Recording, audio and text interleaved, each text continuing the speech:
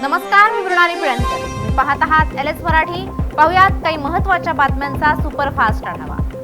महाराष्ट्र राज्य परिवहन महामंडळाच्या वतीनं 15 एप्रिलपासून बस सेवांच्या तिकिटामध्ये 10% वाढ. सर्वसामान्य नागरिकांच्या खिशावर दरवाढीचा भार.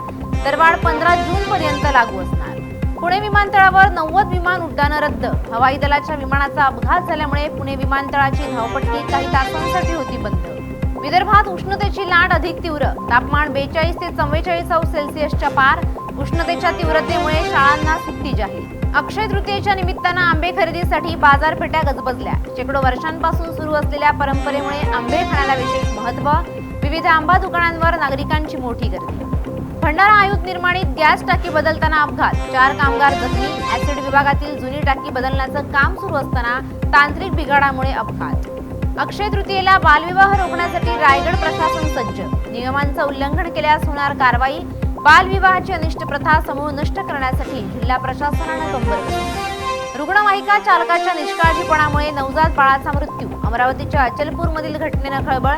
वेळेवर उपचार न मिळाल्यामुळे घडली दुर्घटना. भंडाऱ्यात सूर्याचा प्रकोप. खापा चौकात धावती दुचाकी जळून खाक. वाढत्या उष्णतेमुळे पेट्रोलच्या टाकीत गॅस निर्माण झाल्यानं आग. जालना संभाजीनगर रोडवर ट्रक केबिनमधून मोबाईल चोरी करणारा आरोपी गंगापूरमधून अटक. आरोपीकडून 62,000 रुपयांचे 3 मोबाईल जप्त. या होत्या आताच्या घडीच्या काही महत्त्वाच्या बातम्या. अशाच महत्त्वाच्या बातम्यांसाठी पाहत रहा LS मराठी.